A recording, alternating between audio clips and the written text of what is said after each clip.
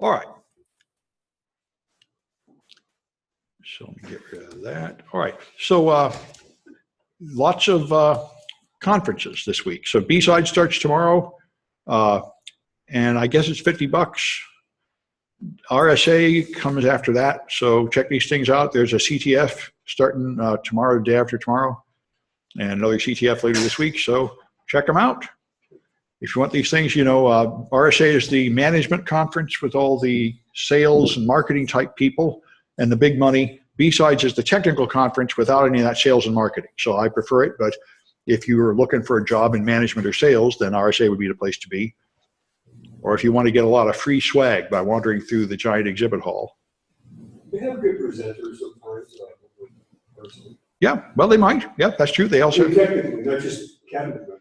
Yeah, I saw a good talk last time I went there, actually. Up in the, so it's, yeah. Anyway, so it seems a little less worthless than it used to be. So, but B-Sides is much higher density of technical contents with less nonsense.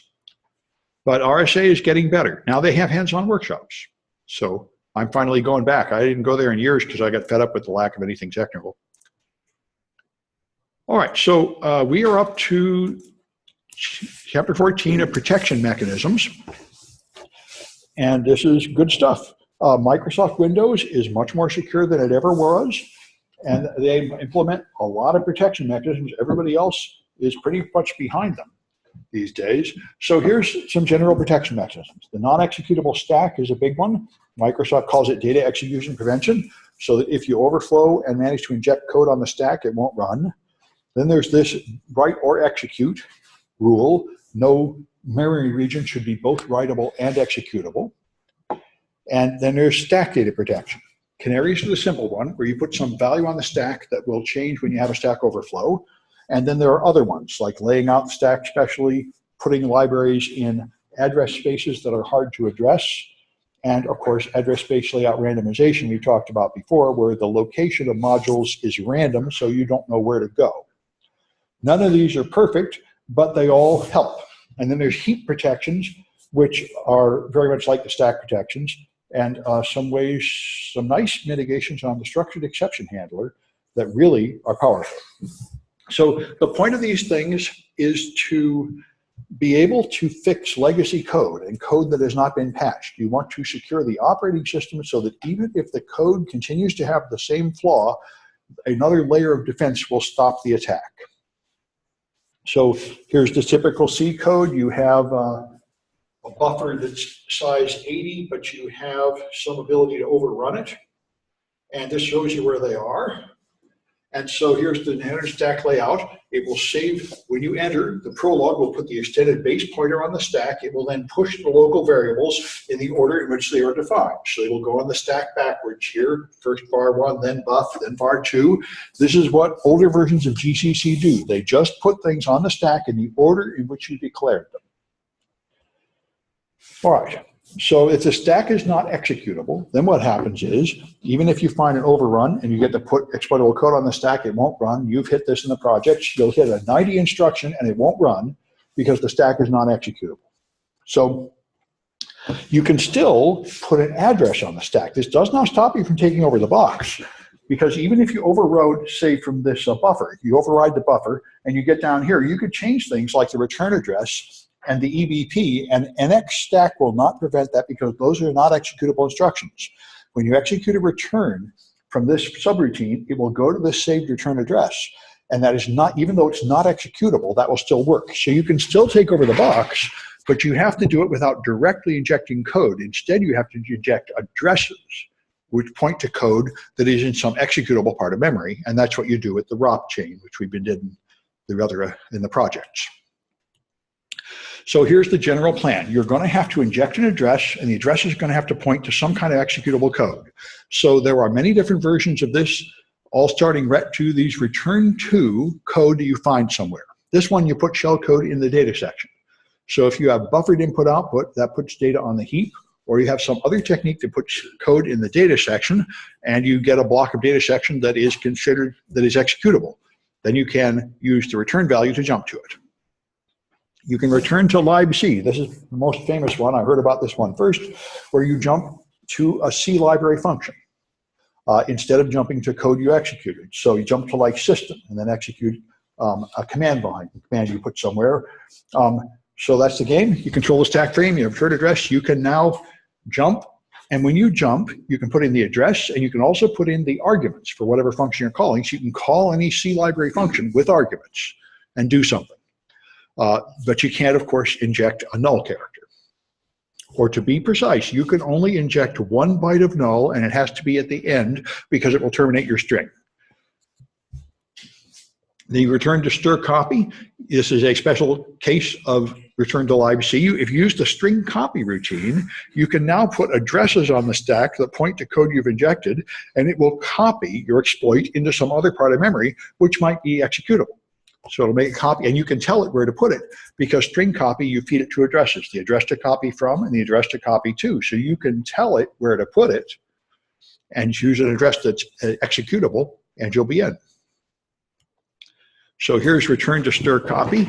I'm going to overflow the buffer, this buff variable. I'm going to fill up junk to get down to the bottom. I'm going to put in the return address the address of stir copy, and then I'm going to put the parameters on the stack for stir copy, which are going to be a source and destination address to copy, and then another saved instruction pointer to run when it returns from stir copy, which will go here, and that will be wherever I copied that code to. So I take the code from the non-executable region, copy it somewhere else, and jump to it, all without injecting any instructions on the stack which run. I inject instructions somewhere, but they don't run. They just get copied somewhere else. That is the address of the code I injected. So it's probably equal to this. Equal to dist.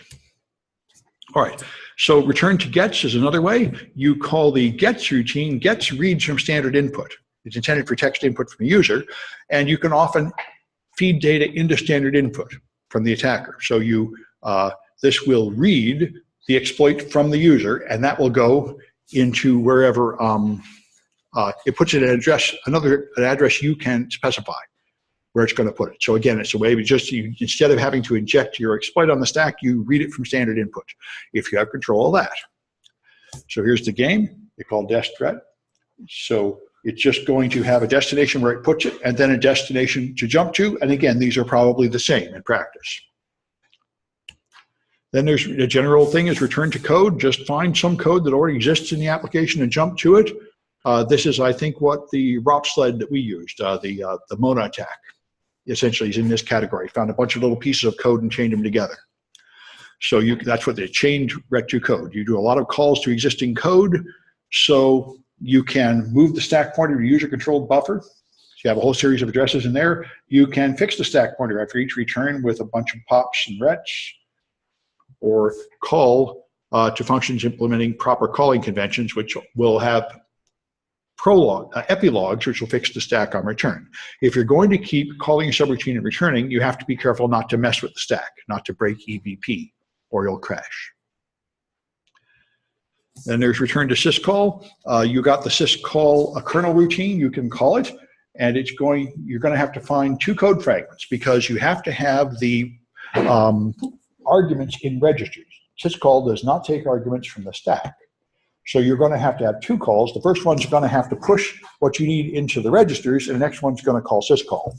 So you can do it, but it's a little more complicated now. You're going to need to find two pieces of code to put together. All right. Then there's return to text. You can jump into the text section of the binary. And that is another place where you might be able to hide code. Then this is something we've used a lot, return to the procedure linkage table. We use this in most of the exploits you made on Linux. We used redirecting to PLT. So you look for those pointers that point to system routines, and that's how you get there. All right, one thing about returning to PLT attacks is you can only call methods that are actually used by the program, which was a limitation in our small programs. I remember one of these, I was doing a CTF and I actually got in trouble because there was a flag routine that printed the flag, and the only function I could find that was called after the overflow was print. So I overrode print, but then when I got in the flag routine, it didn't print the flag because I trashed print. So I had to hunt around and find some other routine to attack, which I was able to do. But that's the point of this. You can only use, there are only linkage table entries for the methods that are actually used by the code you're exploiting. So that limits you. So if you want to get away from that, you do here, you jump to the dynamic linker resolver, which is the code that would add another module if you needed it. And they're all in there. So if you can find this thing, you have the entire C library available to you. All right. So the non-executable stack is a defense that stops the classic kind of buffer overflow, but it does not stop you from putting addresses in the stack. So these techniques we've just been through get around there. There you can execute code if it's in an executable area, and the simplest thing is the code that's already present in the application you're exploiting you can use. All right, so I got a few cahoots. Bring them up.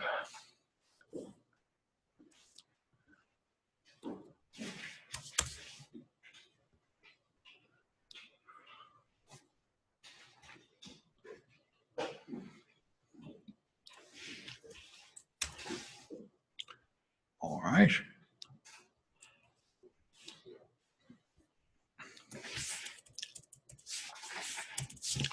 All right. Good. We got a few people online.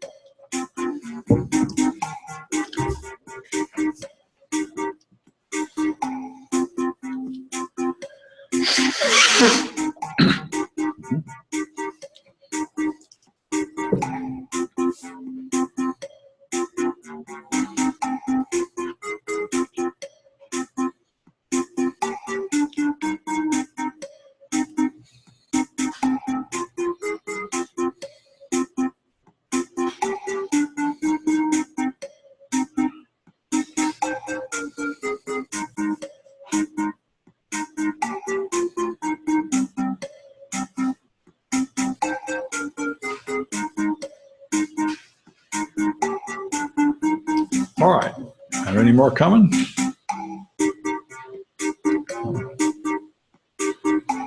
All right, I'll wait a few more seconds. Okay, guess that's it. Okay, which one is the generic term including all the others?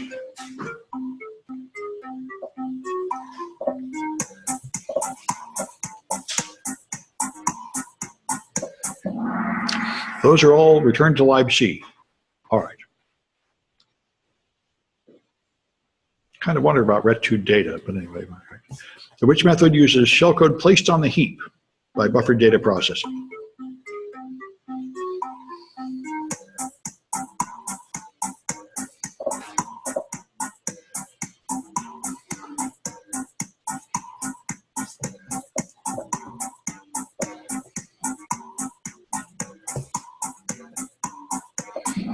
All right, that's ret2 data.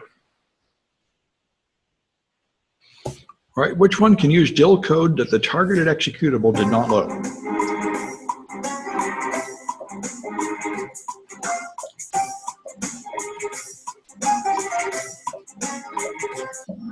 All right, you call the dynamic linker resolver, which is what the code would call if it needed to add code at runtime. All right, which one puts shellcode on the stack but executes it in another segment?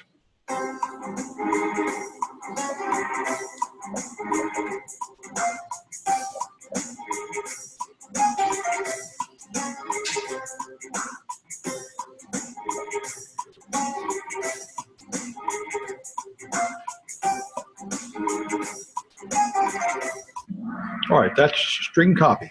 Copies it from the stack to some other location. All right, and which one reads shellcode from standard input?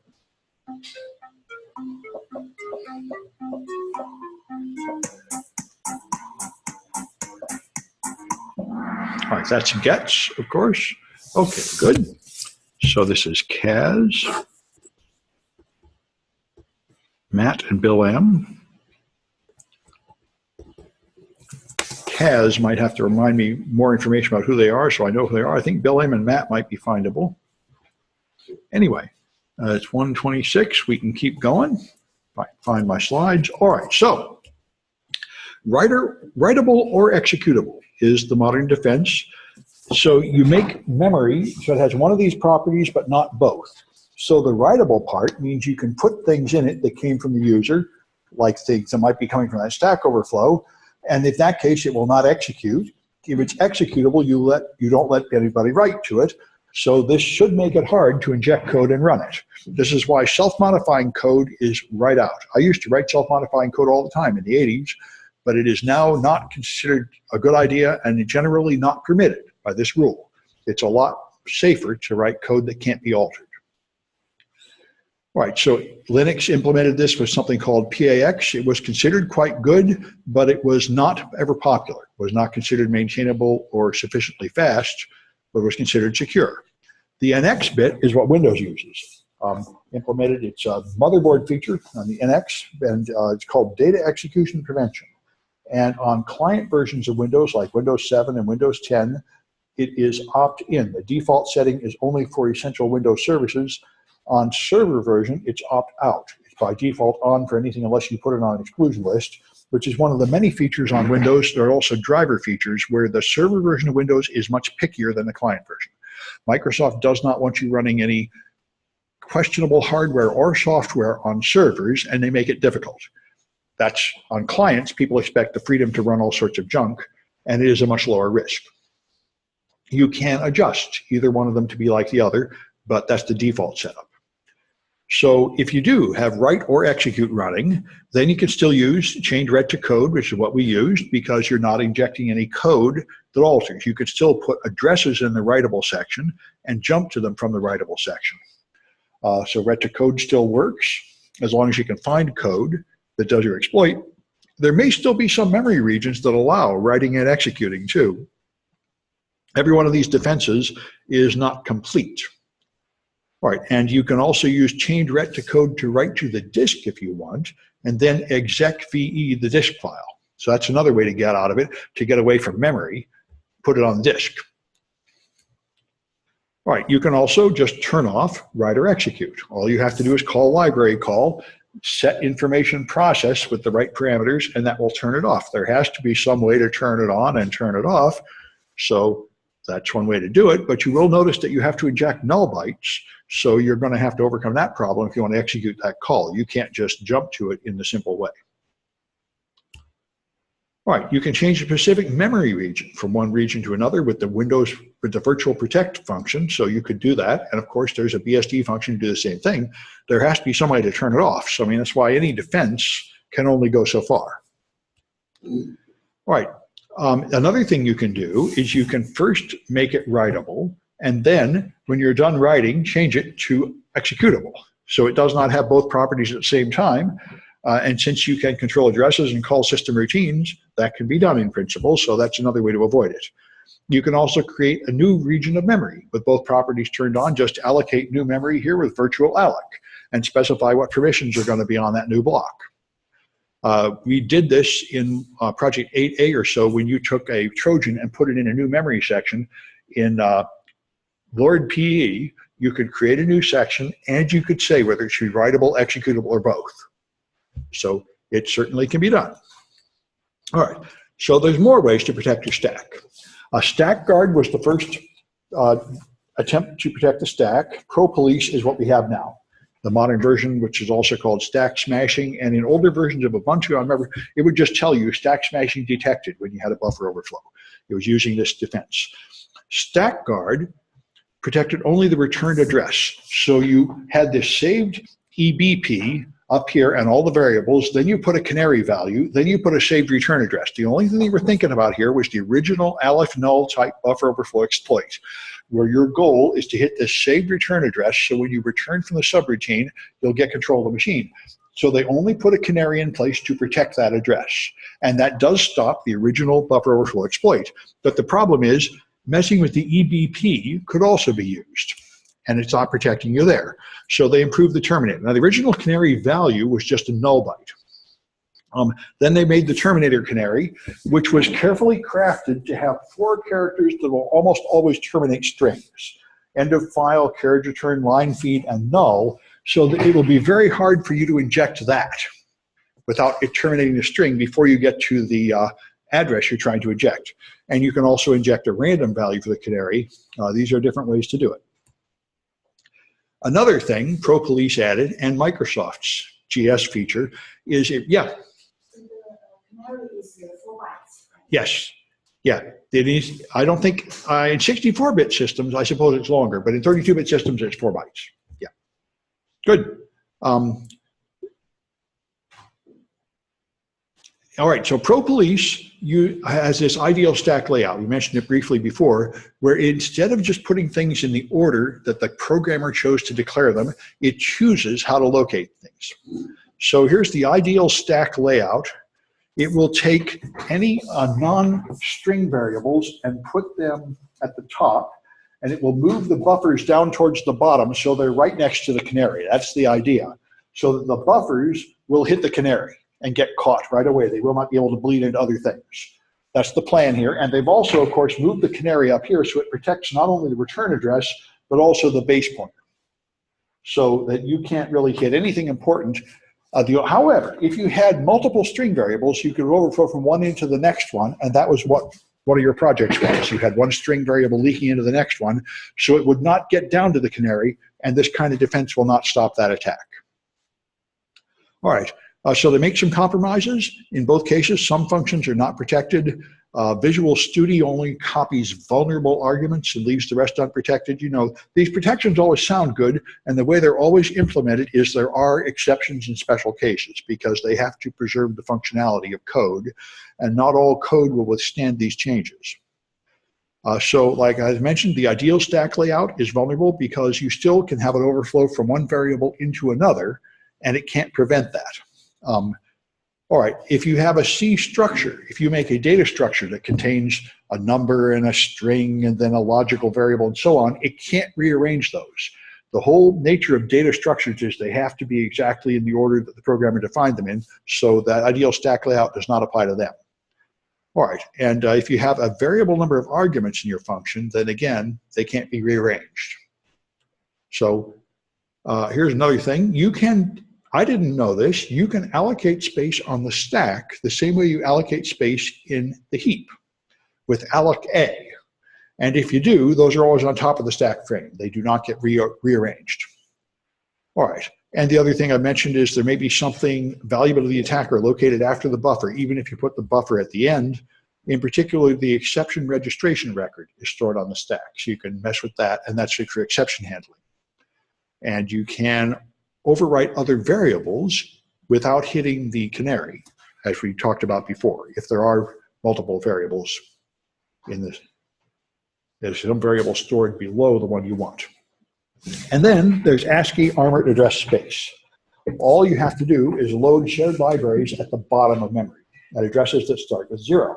If you do, then all those addresses have null bytes in them, and it becomes very hard to inject them. It's quite clever, so it works pretty well on big endian addresses because the 0 comes first. Little endian addresses, it's not as effective because you will be able to inject one whole address before the null. So you might be able to get in the one address you need. So if you want to execute this Linux command, which adds a new user to the system, which is bin-sh, that's password, you can still make one call to system by arranging that the 0 is right at the end. You have to pass some arguments to this function, and you can still do some commands with one null byte. Remember, Thomas is not here anymore. Last semester, he found a Mac OS iOS exploit, and he found a way that he could write 1 byte to arbitrary memory, and it had to be 0. And he managed to take over the phone with that. I said, you know, it's just a question of your ingenuity to find some way to do it. Yes, he was able to take over a phone with that attack. All right. All right, so here's defeating ASCII armored address space. Here's the payload echo Gera. Here's ending the command. Here's padding. And you just arrange it so the last thing you need to inject is 1 null, and that's it. This ends your string, but you do get to put 1 null at the end of a string. And I think we've had a couple of attacks in the project go by like that, where a single null is all you needed. All right. The main executable, however, is not in ASCII armored address space, so you could just jump to that code instead of jumping to library code. That's a limitation. All right. You still have the program linkage table to jump to also, and you have the epilogues of the functions you can jump to, so you can probably still create a ROP chain that will do things without using library code. One thing about it, though, is it's going to be more specialized to just that executable, so it is making it more work, but it's not blocking all attacks. All right. So we got the second cahoots here. All right.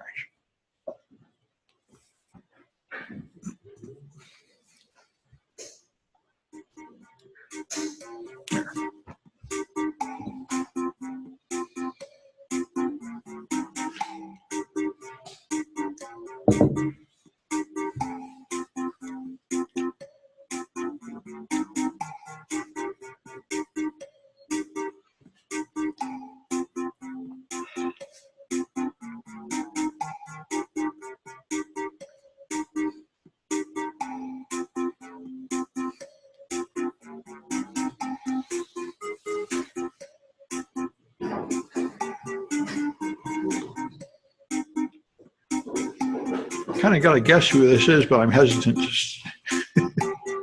I remember there was one of these things and somebody chose the name like 400 pounds or something, and I guessed who it was and I was wrong. So I don't think I'm guessing who called themselves old, dumb, and broke. But anyway. Well, I wasn't going to.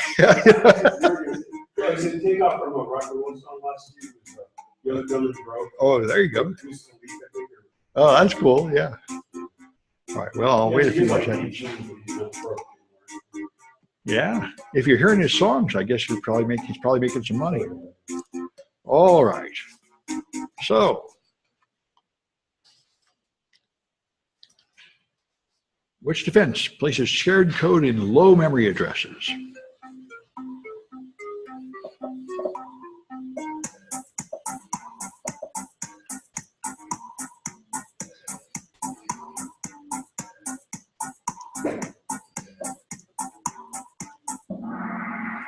All right, that's ASCII armored address space, putting things in low memory addresses.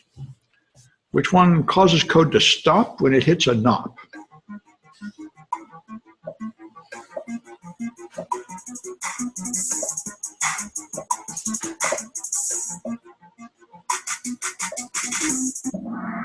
Okay, that's the non-executable stack. Which defense uses carriage return and end of file characters?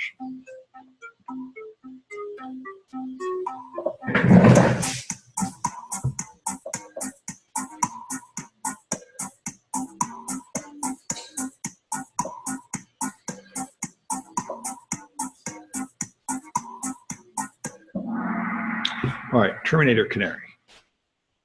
All right, and which one protects the return value but not the stack frame pointer?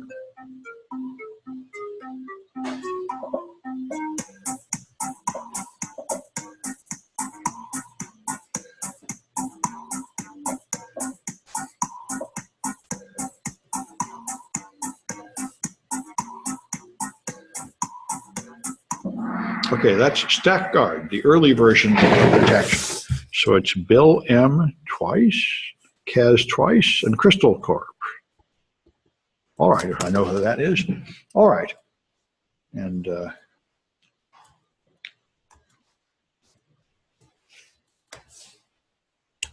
all right, and then there's good old address space layout randomization.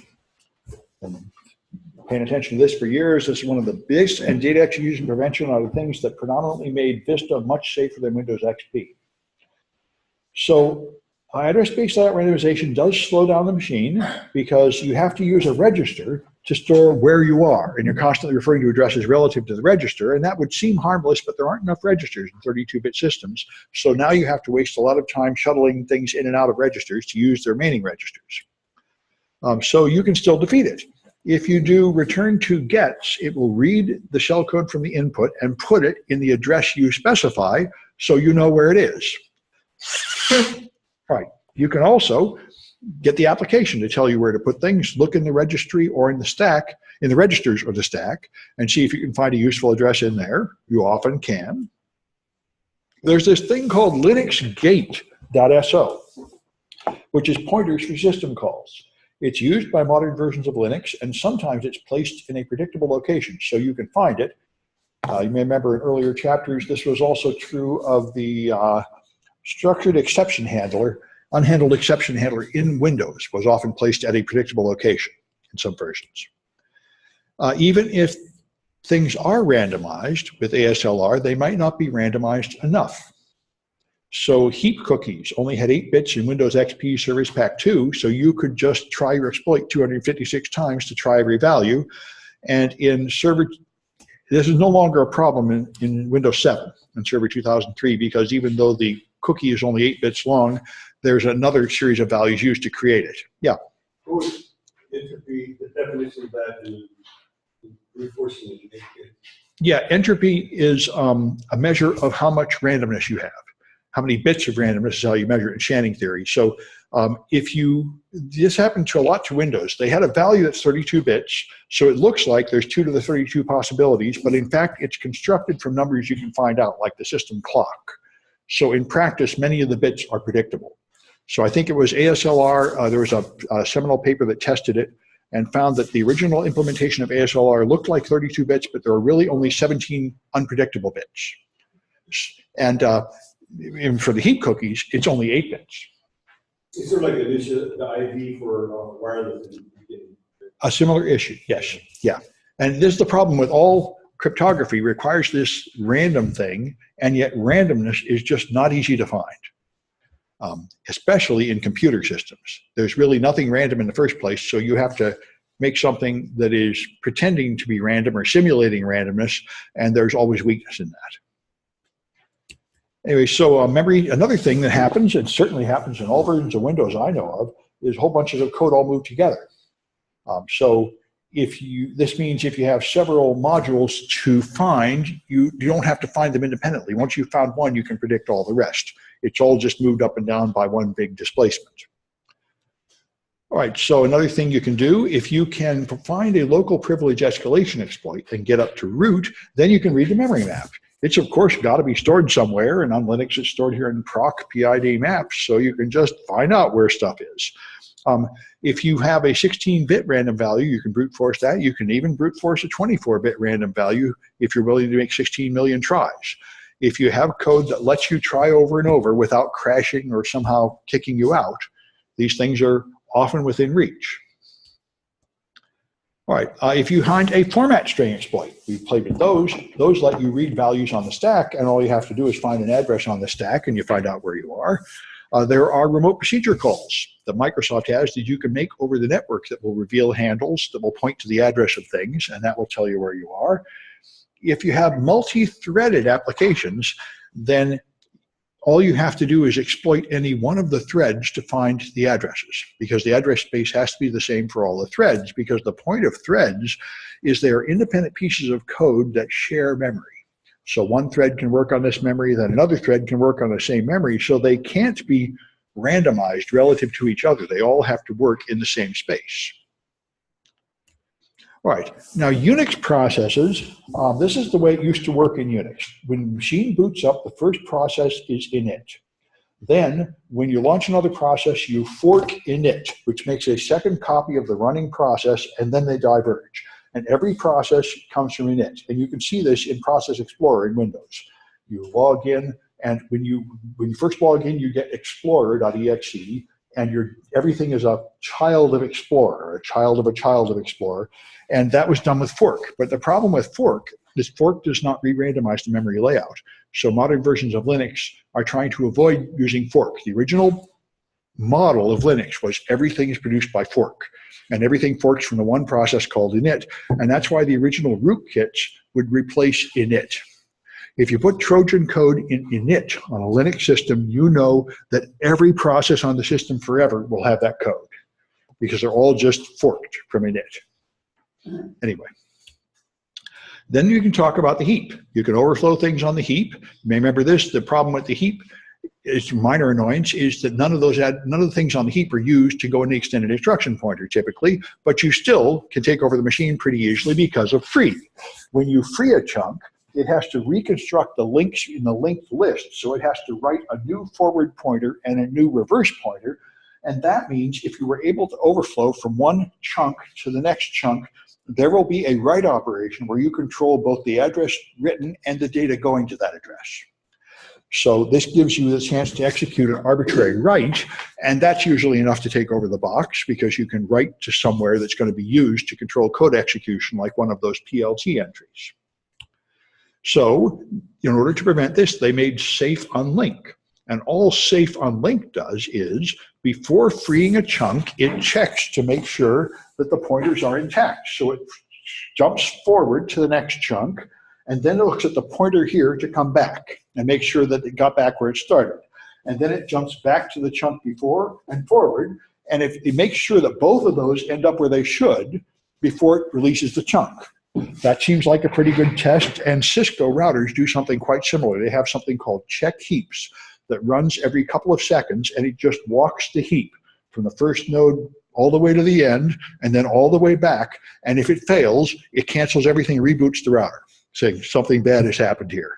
So heap exploitation in Linux, in Cisco routers, you have to first stop the check heaps process before you can get anywhere. Otherwise, you have about 2 seconds to do whatever you're doing before it's going to reboot. Pretty impressive.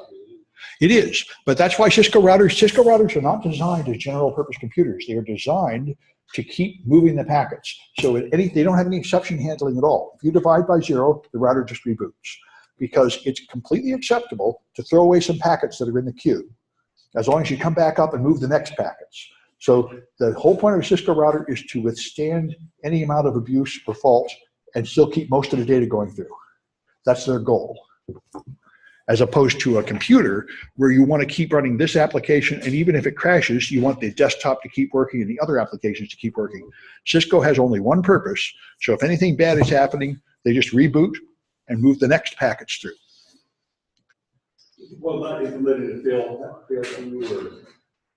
If they detect any faults, there's no exception handling. If any exception happens in the code, illegal instruction, divide by 0, access of memory you're not allowed to access, it just reboots the whole router. That's the response to every problem. And that's why when a really bad thing happens, like a few years ago, the Czechoslovakian routers putting out bad BGP updates that were too big to fit in the buffer of old Cisco routers. So something like 15% of the routers running the backbone of the internet would crash every time they got that update. So what happened was they would reboot every few minutes, and the data was still going through.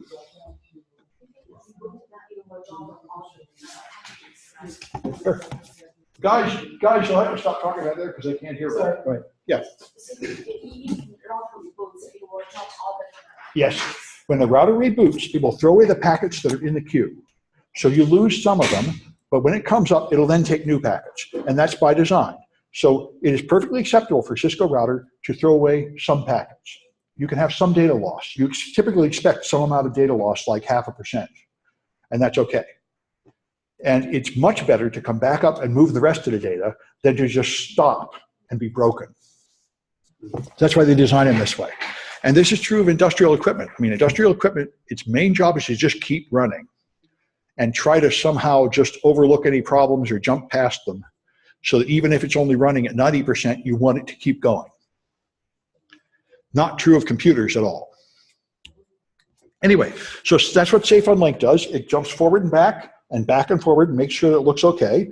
All right, so this is implemented in glibc and Windows now, all modern versions of both of them. However, not all heap operations are affected by Safe Unlink. And there's this thing called the malloc maleficarium that has all sorts of exotic, complicated heap attacks, and some of them penetrate this defense. There's also a heap exploit called Unsafe Unlinking, where what you do is you overwrite the pointers, but you overwrite them so it will pass that test. That test is not perfect. It just makes sure that these two values add up to the same thing, so you can corrupt a pointer and then corrupt all the other pointers so this test will still pass. And then you're able to do some adjustment of the pointers. You just don't have as simple an attack as we had before. All right. Now, there's another thing you can do. You can attack the Lookaside list. The Lookaside list is used for heap fragmentation. As you can imagine, you allocate chunks, you deallocate chunks, you fix the list. After a while, your heap is a mess with scattered empty spaces. And the Lookaside list was one list that was involved in this in Windows, and it was vulnerable. It was a singular linked list, but Vista got rid of it. Now they use something called a low fragmentation heap. So the heap tries to defragment itself. There are heap cookies used. At the end of each heap chunk, in the header, they put a heap cookie, which is an 8-bit random cookie. And when it's freed, the cookie is checked. So that is just like a stack cookie. If you have been filling up this node for Larry until it runs over into Susan Sandman's node, you'll overwrite the cookie and it will detect that, just like a stack cookie. So that would be bad, but the problem is, in Windows XP, if you fail the test, it just returns 0 and keeps going. It doesn't stop. So you can just attack it 256 times until you tried all possible values for the cookie until you win. Microsoft addressed that in Vista and later by using 8 random bytes that are generated, and those are used with XOR to combine to make the cookie, so there's much more randomness in it, and there are other integrity checks. So the result is it's very hard to exploit the heap with an overflow on modern versions of Windows. And Microsoft got these defenses from hackers. Microsoft originally had the, until maybe 2008 or 2010, Microsoft's official position is that penetration testers and vulnerability researchers should just shut up and not tell anybody, and we won't fix things and everything will be fine because nobody will find it. And they totally changed their mind after that. And now they run a blue hat contest where they invite researchers to go to Microsoft, and they will pay you $100,000 for finding a flaw in Windows, and they will pay you another $100,000 for designing the defense. And a lot of the really good modern heap defenses were written by the attackers, and they're getting very good. So Microsoft has embraced the hacking community after their old history being hostile to it and built it into their system. So there's a lot of protections. As you see, each version of Windows has more. Now Windows 8 has a bunch of new things. Well, arbitrary free protection and exception handler removal, and many, many things. There's the safe unlinking we've had since Windows 7, and safe linking came out in Windows 8, and many, many more things. These things come largely from hackers that got paid to write these. So they got cookies in the kernel pool and in a non-executable kernel pool, so heap spraying won't work. And they have much better randomization. As I mentioned, one huge problem in all of computing is a lack of really random numbers. This affects HTTPS certificates and VPN encryption, and just many, many aspects of computing keep getting broken because these supposedly random numbers are not really random. So Intel addressed this by putting a hardware random number generator in the chip. So for the first time, your hardware will actually contain something that really makes random numbers. Before, you would have to pay and add an expansion card to create random numbers, and you can buy them, a hardware random number generator. What they do is just run current through a resistor and then amplify the noise. And that is considered very random. That comes from the random motion of atoms in the resistor. And it's there. And this is the problem is, how do you ever really know if anything's random? And this is Dilbert's take on it. Yeah. The spectrum is truly random. That is what people say. I would think it is. I would imagine if you put the entire computer in a huge magnetic field or something, you might be able to mess with it. But also in the digitization sizing process, that would tend to randomize depending on the algorithm, right? I suppose that's true. If there was any problem with the digitization, any bias or something, that might affect it. Yeah, digital analog converter, yeah. Yeah, that's certainly true. That's why it is known to be a very difficult problem. But the real fundamental problem is that there's no randomness to start from in a computer. Everything is just predictable. And that's what this is intended to fix. There'll be something that really is not just a clock or something predictable. And however, FreeBSD refused to use RDRAND because, unfortunately, this is not just paranoid. The National Security Agency has been caught 4 or 5 times poisoning our random number generators. They did it for elliptic curve cryptography. And before that, they poisoned several previous crypto systems. So it is absolutely known that the National Institute of Standards is controlled and pressured by the American spies into lying to people about mathematics and cryptography. And large corporations like RSA play ball for bribes and use deliberately broken cryptography in their product. That came out a few years ago. So unfortunately, this is not stupid. They say just the fact that Intel put it in the chip makes us think it's probably backdoored by the NSA. I don't know how you'd ever find this out unless you could actually take an electron microscope and audit the hardware of the chip. And I don't think anybody has done that. Anyway. Intel is now known to be a bad actor, especially with lack of disclosure of the last two hardware. Oh, those things. Well, Spectre and Meltdown, I mean, I wouldn't, well, they obeyed the normal policy. I mean, everyone can, they kept it, yeah, they kept it secret for 6 months like everybody. And that was an agreement by everybody. I mean, I don't regard them as having done anything wrong with Spectre and Meltdown, except that when they did like try to minimize its impact and spin it when they announced it, if that's what you mean. They did that kind of corruption. But I don't think they concealed any facts about it, or I'm not sure. I'm not sure they did anything wrong with that one. However, it's certainly true that if the US government came to Intel and said, look, you're going to do what we want, or we're going to pull all our business from you, they would probably cave, I would imagine. Which is why we don't trust Huawei routers. I mean, they say Chinese government could influence their companies, but our government can influence our companies. They already went to AT&T and said, hand over the entire internet and the entire telephone network with no search warrant. They said, yes, sir, no problem, and did it. And that was absolutely illegal. And they just did it anyway, because when the government comes knocking, you just do whatever they say. It's like any other country. How prevalent is NSA interdiction of hardware? Nobody knows. All we know is, thanks to Snowden, we know that they do intercept packages, take apart the routers, put in extra chips, and ship them on. We have no records of how often this happens. That's why the civil liberties groups are always so upset. They tell us they only do it in specific cases, but it's all secret, so we can't audit it or review it. So nobody knows. It's just a religious question. How much do you trust their goodwill? And in general, the older generation trusts their goodwill, and they tend to be Republican and watch Fox News and think the government is on your side. The younger generation tends to be suspicious and not trust them, and nobody really knows. Anyway, so Windows 10 has even more defenses. More and more things here. They've got the UEFI secure boot, which validates the certificate, the signature of the operating system on boot up, which is what iPads and iPhones do. That's why it's very hard to infect an iPhone with any malware. They've got another thing to stop rootkits here with this is Windows Trusted Boot, which will again verify all components while it's booting up.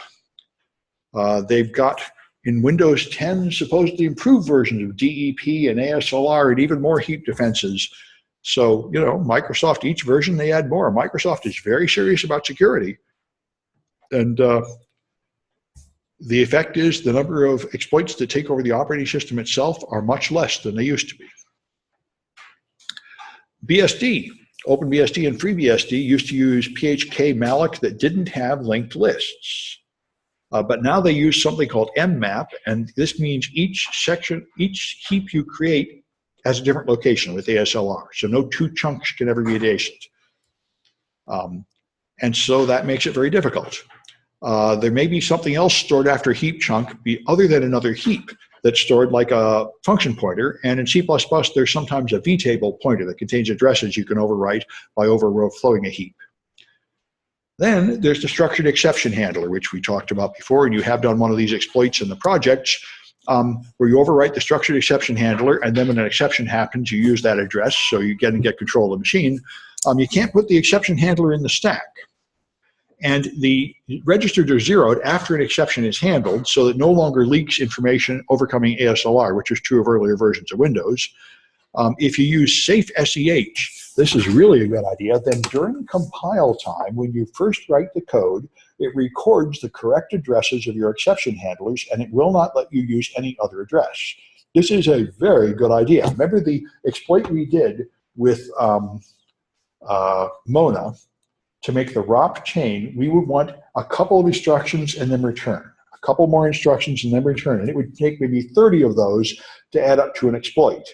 But that means you're jumping into, you might have a routine that's 500 bytes long, and you're jumping like 10 bytes from the end to get just a couple instructions and then a return, and this will stop that. You can only enter the routine right at the official entry point, and you have to do the whole thing. You can't just pick a few instructions out of this one and a few instructions out of that one. This is pretty good. This blocks the trampoline attacks, where you try to find the instructions you want and bounce from one to the next. All right. However, nothing is perfect. Not all memory sections are compiled with the safe SEH switch. And you saw this also with Mona in Immunity. You can list each module and what protections are turned on, and a lot of them don't have all the protections turned on. So you have limited the attack surface, if you like. Instead of being able to attack every module, you can only attack the ones that don't have this defense. But until they all have the defense, there's still some degree of vulnerability. All right. There are tools to help you do this. EEREAP is one that will take a memory dump and then find your trampoline code, although this was designed before Safe SEH, I think, so it doesn't handle that. PDEST is another one that will freeze a process and then hunt through its RAM, and SEH Inspector will inspect the disk file, DIL or XE, and tell you if it's got these defenses turned on. So Mona, it seems to me, replaces quite a few of those in practice. Let's do another set of cahoots, and that'll be it for this.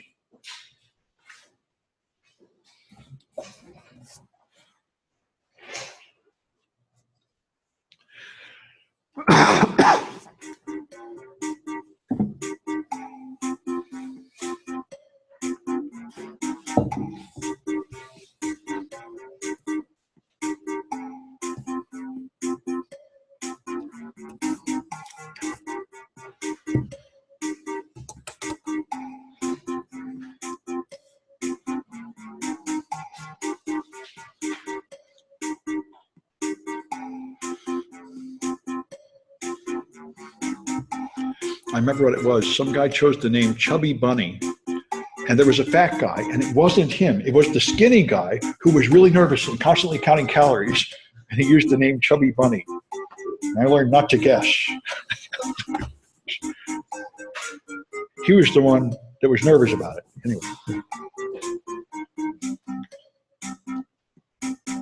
All right.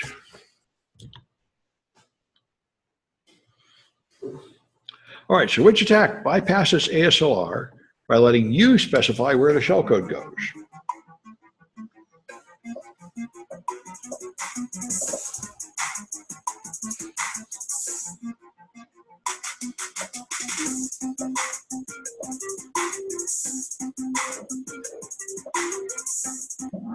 Okay, return to gets, because you call gets, it reads from standard input, and it puts it to the address you tell it. So you specify where it goes. All right. Which one puts function pointers in a predictable location?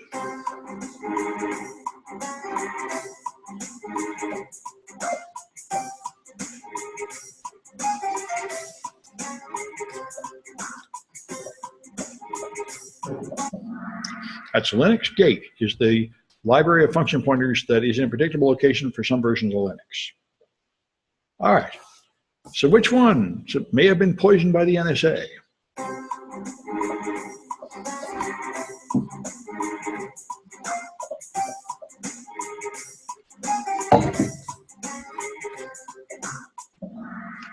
RDRAND, the hardware random number generator. People are very nervous about it. And I must say, the guy in charge of British Telecom, Bruce Schneier, who I think now has another job, he said, at TrustyCon, he said, if you wanted to backdoor cryptography, the best way to do it is the random number generator, because it would be very hard to detect and very hard for an adversary to find. All it means is there's a couple of secrets you have to make sure don't leak out. He said, if you're going to do it, that's the best way to do it, and that is how the NSA did do it. Well, didn't the NSA get its plunges into the NIS lists of FIP? Yes. Yes, they managed to influence NIST to where NIST approved things that they knew were broken. It's really harsh. Right. The people who are there just to be the standards bodies you can trust totally lied to us. That's why, you know, The crypto people sound paranoid, but the problem is there's some truth in this. I do have no proof that this has really been backdoored, but they are not out of hand by suggesting that. And how would you ever know? You could run 100 million tests and you still wouldn't really know if it was random. Anyway, so how many guesses will it take to find two independent 8-bit values?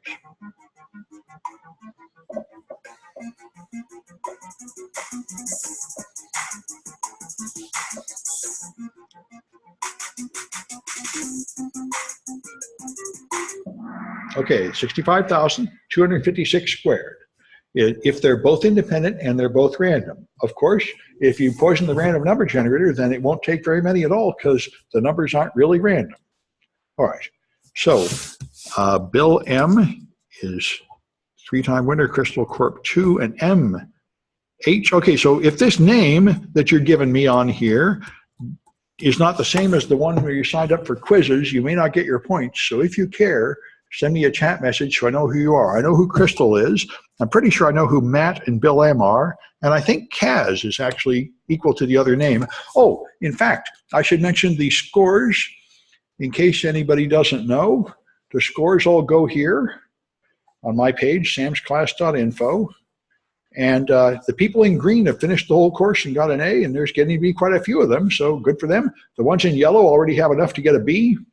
So, you know, and there's like supposedly like 300 people in the course, but there's only like 40 or 50 that have turned in anything, so I only have them up here. But several people are all done, and like I say, I haven't quite figured out how to do it, but I'm going to make some kind of certificate you can put on your website or something. And you can sign up next semester and get credit if you want City College credit. But if you just want to put a badge on your website saying you finished this course, I'll come up with something. If anybody has any good art to put on that, email it to me or let me know, because I lack artistic skill. And I don't know how to make a pretty logo. But I'll try to come up with something. But I'm certainly not going to draw anything. If I drew anything, you would not want it. Anyway, ASCII art. That I might be able to do. That's a good idea. If nobody else has anything better, I might do something like that. All right. Or something built out of ones and zeros. That might be good. Anyway, okay. And here comes a comment. Maybe I'm going to get a name. You want something hand-drawn. Yeah, well, it'd have to be hand-drawn by somebody other than me. You don't want anything hand-drawn by me, let me tell you. Anyway, but if you know anybody that wants to draw something, I'm interested. I don't quite know how you'd tell an artist what to draw. This is pretty abstract stuff, but anyway. Michael, oh, good. Yeah, oh, okay, that's you. Good, thank you. I got you, Michael. Okay, well, I think I'm going to stop the share, and I'll see you folks next week. If you're in town, you might want to check out B-Sides. All right. What day is your workshop?